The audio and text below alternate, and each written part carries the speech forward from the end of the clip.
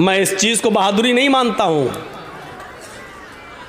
चंद लड़कों के बीच में एक लड़की जाती है और चेहरा खोली हुई है, लेकिन बस ऊपर से पर्दा डाले हुए है और लोगों के बीच में जाकर अल्लाह अकबर का नारा लगा देती है। थोड़ी देर के लिए शाबाशी मिल जाएगी, थोड़ी देर के लिए जज्बाती मुसलमान जज्बात में बह जाएंगे और उस लड़की की आवाज में आवाज मिलाकर फिर कलकत्ता में भी एहतिजाज होगा, कर्नाटक में भी एहतिजाज होगा, बंबई में भी एहतिजाज होगा। लेकिन हम इस एहतिजाज को सही नहीं मानते हैं। सही तो हम तब मानते जब एक लड़की हिजाब में गई और उसके हिजाब को उतरवाने की कोशिश की जा रही है, उसके हिजाब को उतरवाया जा रहा है। उसके इस हिजाब के उतरवाने की कैफियत को देखकर हम जितने भी मुसलमान हैं और जितने भी मुसलमान बहनें और माएं और बेटियां हैं, इनको इतना गुस्सा आ जाना चाहिए कि अब हमारे जिस्म से इन कमबख्तों ने हिजाब उतरवाने का प्लान बनाया है। आज से हम हिजाब जिद में पहनकर जाएंगे,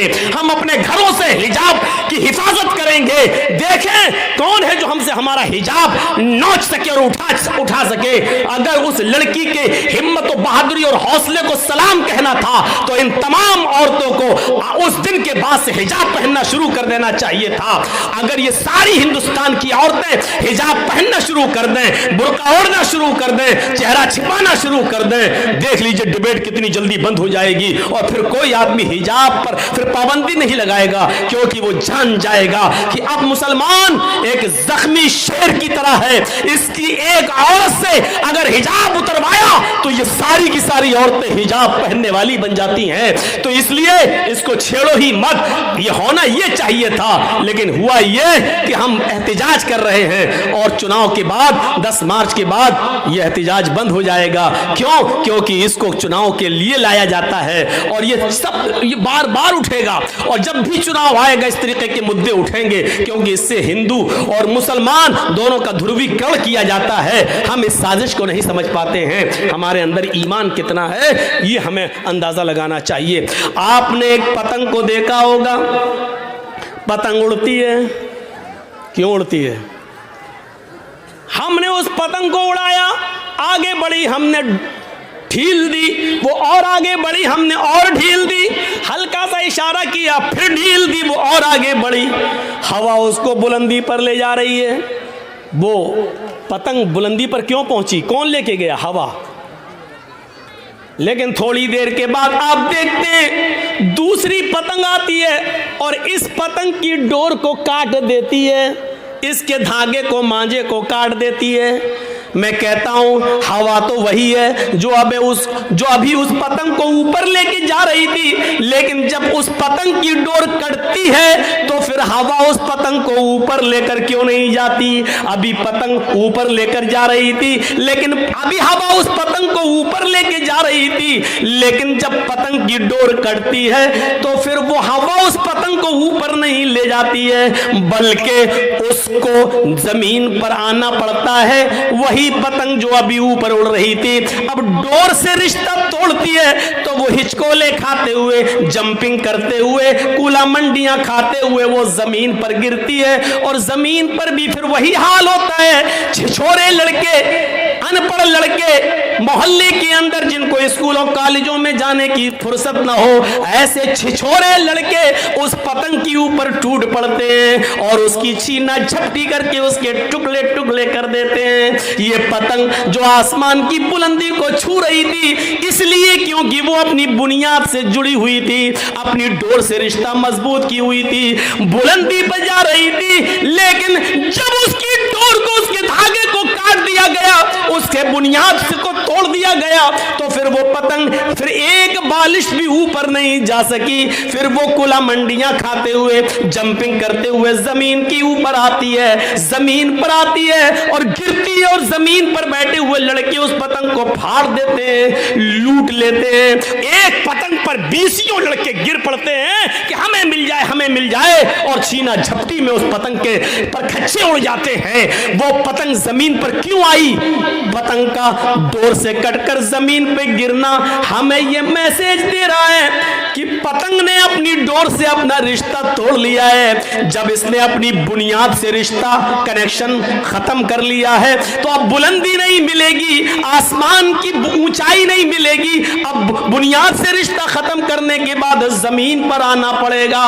जिल्लत उसका मस्कन बनेगी, जिल्लत उसका मुकद्दर बनेगी। अब वो बुलंदी बुलंदी पर नहीं जा सकती है क्योंकि बुनियाद से उसने अपना रिश्ता तोड़ा है। मुसलमानों, जब तक तुम कुरान से, ईमान से अपने रिश्ते को मजबूत रखोगे, बुलंदी करोगे, अल्लाह की कसम ऊपर जाओगे, अल्लाह की कसम इज्जत मिलेगी। वो भेड़ों बकरियों को चराने वालों को इज्जत किसने दी है? इसी कुरान ने दी है। वो उमर जो कभी कोई गुस्सा बर्दाश्त नहीं करते थे, वो उमर जो जनाब मोहम्मद रसूलुल्लाह सल्लल्लाहु अलैहि वसल्लम की गर्दन भी उड़ाने के लिए निकले थे, उस उमर को 22 लाख मुरब्बा मील का हुक्मरान किसने बनाया? उस उमर को इतनी बड़ी जमीन की मिल्कियत किसने अता फरमाई है? इतना बड़ा बादशाह, इतना बड़ा हाकिम किसने बनाया है? 22 लाख मुरब्बा मील पर हुकूमत किसने की? हजरत उमर ने। हजरत उमर फारूक को हुक्मरान बनाया तो इसी कुरान करीम की दावत ने, इसी कुरान करीम ने, इसी ईमान के रिश्ते ने। उमर की हैसियत ईमान लाने से पहले क्या थी, लेकिन जब उमर ने ईमान से अपना रिश्ता जोड़ा तो तरक्की करते गए। इतनी तरक्की की कि अल्लाह के नबी को भी कहना पड़ा, लऊ कान बादी नबीयुल काना उमर, अगर मेरे बाद कोई नबी होता तो वो हजरत उमर होते।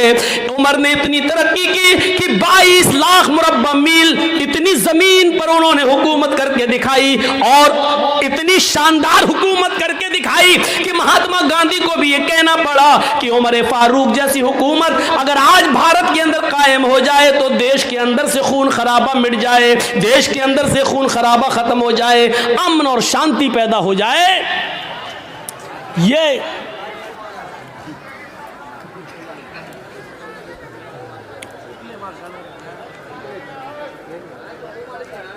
ये हमारे ईमान का हाल है। छोड़ दी, कोई बात नहीं, छोड़ दी। कोई लेडीज़ ही उनको कह दे जो लाइट मार रही है लाल वाली, कोई बच्ची होगी, छोटी होगी, हरकत कर रही होगी, छोड़ दे। बैठिए।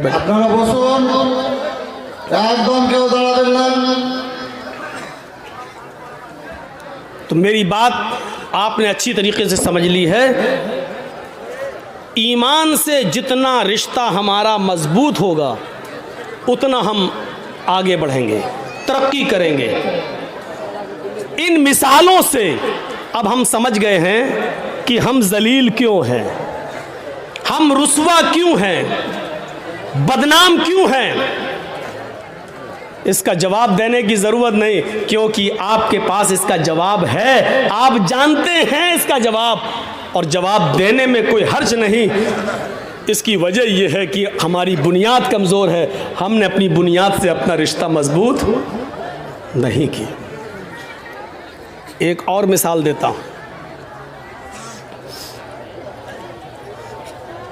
ईमान जिसके अंदर, यानी हमारी बुनियाद जिसके अंदर जितनी मजबूत होगी उसके अंदर उतना ही अल्लाह का डर होगा, और लोगों का डर उसके अंदर बिल्कुल नहीं होगा। जो जितना ज़्यादा जिसके अंदर ईमान होगा वो उतना ही ज़्यादा अल्लाह से डरेगा और लोगों से उतना ही ज़्यादा बेखौफ होगा। कभी आपने देखा है, एक मिसाल पर गौर कीजिए, अभी थाने से एक पुलिस वाला आपके बस्ती में आ जाए, उसको मुखबिरी मिले कि फ़लाँ जगह शराब वराब पी जाती है, और वो आ जाए, उसके हाथ में ना लाठी हो, ना डंडा हो, ना पिस्टल हो, ना बंदूक हो, लेकिन वर्दी में आया हो, और आप जानते हैं कि ये मेरे थाने का पुलिस है, तो आप ईमानदारी के साथ बताइए कि अकेला पुलिस वाला है, इसके बावजूद पूरा मोहल्ला, पूरा गांव उसके सामने ऐसे भीगी बिल्ली के तरह खड़ा रहेगा। साहब यहाँ सुना है कि शराब पी जाती? नहीं साहब, आपने गलत सुना है, समझ लो। अगर अगर मुझे पता चला और कोई पकड़ा गया तो बहुत अच्छा नहीं होगा, कानूनी कार्रवाई की जाएगी। वो अकेला पुलिस वाला पूरे गांव पर, पूरे मोहल्ले पर धौंस और धमकी देता चला जाता है, जबकि उसके पास न पिस्टल है, न बंदूक है, न राइफल है, न लाठी है, न डंडा है, लेकिन अकेला है, चीखता चला जा रहा है, चिल्लाता चला जा रहा है, और हम उसके सामने खड़े, जी जी जी नहीं साहब, कोई बात होगी तो आपको जरूर इन्फॉर्म कर देंगे। अरे साहब हम तो कानून का साथ देते हैं। अरे साहब आप हाँ हाँ साहब साहब कहते चले जाएंगे। मैं पूछना चाहता हूं कि उस अकेले पुलिस वाले से पूरा गांव क्यों डरता है? या यूं कह लो कि पूरे गांव उस एक पुलिस वाले के सामने भीगी बिल्ली क्यों बना रहता है? मैं इसको यूं भी कह सकता हूं कि वो एक पुलिस वाला पूरे गांव वालों के सामने अपने आप को सबसे ताकतवर क्यों समझता है? क्या पूरे गांव के लोग उसके ऊपर टूट पड़ेंगे तो क्या वो सबका मुकाबला कर लेगा? नहीं कर पाएगा। लेकिन इसके बावजूद वो सबसे ज्यादा ताकतवर समझता अपने आप को। क्यों? क्योंकि वो जानता है कि मैं अकेले नहीं आया हूं, मैं सरकारी ड्यूटी पर हूं और मेरे साथ सरकार की मदद है। और गांव वाले भी ये समझते हैं ये अकेला है जरूर, लेकिन ये अकेला नहीं है, आया है अकेला, लेकिन अगर एक थप्पड़ भी इसको मार दिया तो पूरा गांव मेरा छावनी में तब्दील हो जाएगा। क्योंकि अगर उसने एक फोन कर दिया तो मेरे पूरे गांव पर छापा मार दिया जाएगा, छावनी में तब्दील। ये अकेला आया है, लेकिन अकेला है नहीं, सरकार की ताकत है इसके पास, सरकार की ताकत है मौलवी जर्जीस के पास। पूरे गांव के लिए अकेला काफी है, पूरा गांव डरता है।